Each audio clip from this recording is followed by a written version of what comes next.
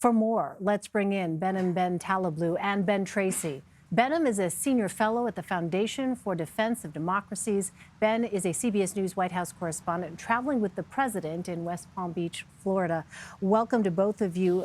Tracy, first to you. How is the president responding to this? And was the administration taken by surprise? This does seem to have caught the White House off guard, and the president did respond very quickly, very early this morning. Just after 7 o'clock, he sent out a tweet, which is his favored form of communication. In that tweet, he said that Iran is orchestrating an attack on the U.S. embassy. They will be held fully responsible. He went on to say, we expect Iraq to defend the embassy, and they have been so notified. Now, we also know that the Secretary of State followed up on that. He called the Iraqi president, the Iraqi prime minister, and reiterated the expectation of the U.S. that the Iraqi forces help protect that embassy. A little bit later on, the White House press secretary released a statement that vaguely said it will be up to the president as to how and when the U.S. responds to what the White House is calling an escalation on the part of the Iranians. Behnam, former National Security Advisor John Bolton tweeted saying, quote, "The attack on the U.S. Embassy in Baghdad is straight from Iran's playbook in 1979. It's a sign of Iranian control over Shia militia groups, not a sign of Iraqi anti-Americanism. We must protect our citizens from Iranian belligerence." Is Bolton right? And if so, what is the benefit here for Iran? Elaine, Ben, great to be with you. I think the tweet by the former National Security Advisor is absolutely correct and is 100% on point here. This is tried and true from the Iranian playbook. The Islamic Revolution in 1979 was quickly followed with the hostage-taking on November 4, 1979, that led to a 444-day hostage crisis.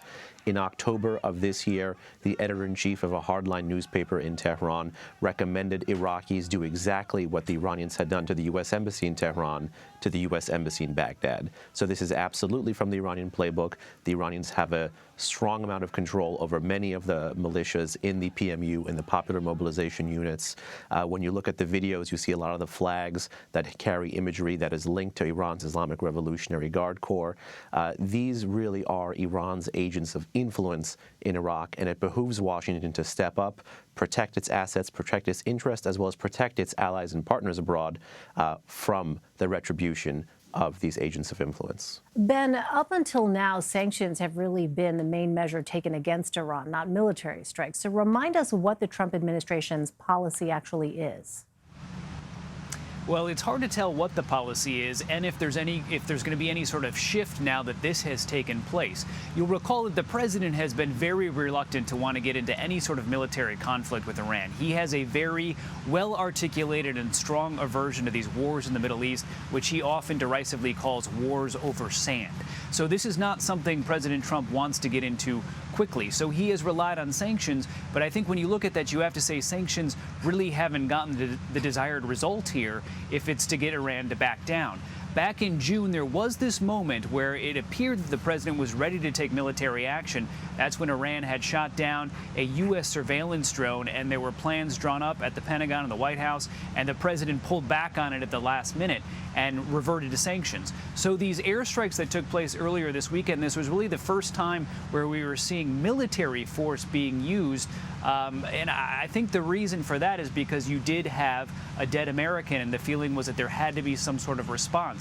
Where we go from here, we don't know yet. The White House is being very vague and giving the president a lot of leeway for a lot of options. Well, Behnam, as Ben just said a moment ago, critics of the president say that the president's approach to Iran has been a failure because regional provocations have escalated and the country is resuming its nuclear program. What is your assessment? Well, this may sound perverse, but the uptick in regional provocations, as well as Iran's gradual leaving of the 2015 nuclear deal known as the JCPOA, is a perverse measure of success of the sanctions policy. Iran did not expect Washington to be able to do unilaterally in about a year's time what took multilaterally about a decade of time to do, and that is to replicate all this pain against the shipping sector of Iran, the energy sector, Iran's oil sales, and have this macroeconomic contraction on almost every level control of the Iranian economy.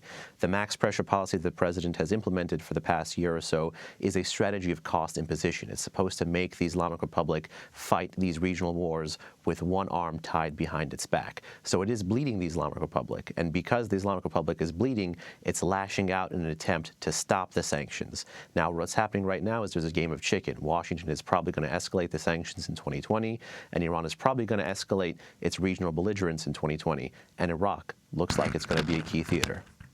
All right, we'll continue to watch it closely. Ben and Ben, Taleblu and Ben Tracy, thank you very much.